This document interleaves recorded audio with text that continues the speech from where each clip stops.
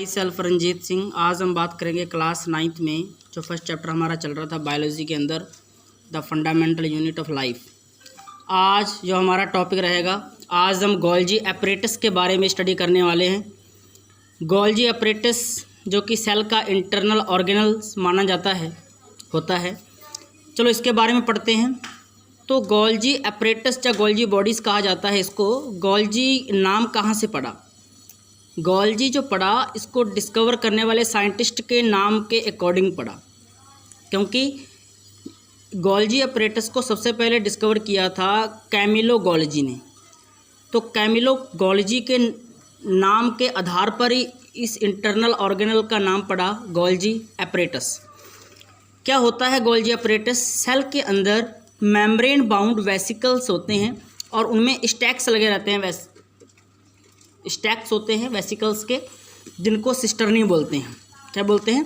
Cisternae, जो कि stacks की फॉर्म में होते हैं। और ये जितने भी सिस्टर्नी हैं, ये एक जो कनेक्शन इनका रहता है, इनका कनेक्शन रहता है एंडोप्लाज्मिक रेटिकुलम के साथ। मैंने पिछले वीडियो में आपको बताया था जो गोल्जी एपरेटस है वो ER के साथ मिलके काम करता है।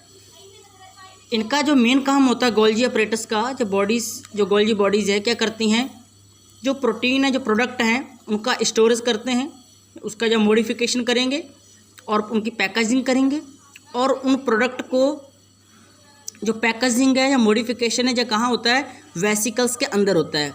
वेसिकल्स मैं यहाँ पर डायग्राम बना के आपको समझाने की कोशिश करूँगा। इस तरीके से होता है। इनमें क्या होती है, इस तरीके से सिस्टर्नी होती हैं, एक दूसरे के लगे साथ अटैच रहती हैं।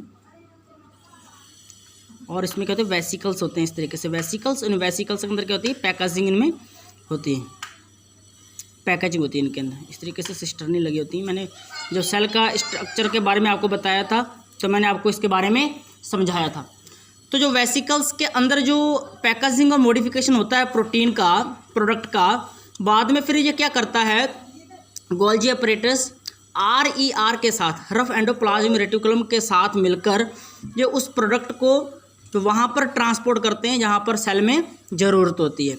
इसके साथ साथ ये क्या करते हैं, कॉम्प्लेक्स शुगर को चेंज करते हैं सिंपल शुगर में। और जो लाइसोसोम्स होते हैं, लाइसोसोम्स का फॉर्मेशन भी करते हैं। अभी हम आपको भी बताएंगे लाइसोसोम्स के बारे में, क्या होते हैं लाइसोसोम्स।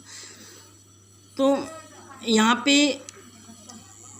मैंने जैसा भी आपको बताया कि एंडोप्लाज्मिक रेटिकुलम के पास जो मटेरियल सिंथेसाइज होता है, उस मटेरियल को ये गोल्जी एपरेटस क्या करते हैं, मॉडिफाइड करते हैं, पैकेजिंग करते हैं, उसको फिर भेजते हैं वेरियस टारगेट प्लेट्स, जो पॉइंट्स हैं यहाँ पर, इस टारगेट पॉइंट्स जहाँ पर ज़रूरत होती है सेल को उन सब्सटेंसेस की, वहाँ पर ये ट्रांसपोर्ट करते हैं। जो हमारा अब नेक्स्ट टॉपिक, हम जो इंटरनल ऑर्गेनल्स है बात करेंगे लाइसोसोम्स के बारे में। जैसा मैंने अभी आपको बताया, लाइसोसोम्स कौन बनाता है? लाइसोसोम्स को गोल्जी एपरेटस बनाते हैं।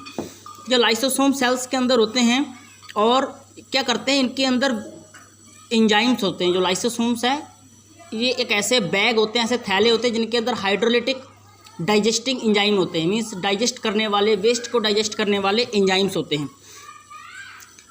इतने एंजाइम पावरफुल होते हैं कि अगर सेल की डेथ हो जाए, उस सेल को पूरा डाइजेस्ट कर सकते हैं, डिकम्पोज कर सकते हैं पूरा उसको। इतनी पावरफुल एंजाइम्स होते हैं, इसलिए इसको suicide bags of the cell भी कहते हैं। बाई चांस सेल की डेथ होगी, इतनी पावर होती है इनके अंदर, इनके एंजाइम्स के अंदर, कि पूरी सेल को गला देंगे जी, डाइजेस्ट कर देंगे।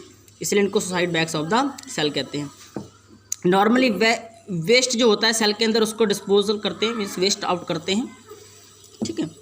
और इनके अलावा ब्रेकिंग डाउन जो वेरियस जितने भी ऑर्गेनिक कंपाउंड्स हैं सेल के अंदर, ऑर्गेनिक कंपाउंड्स को डाइजेस्ट करते हैं।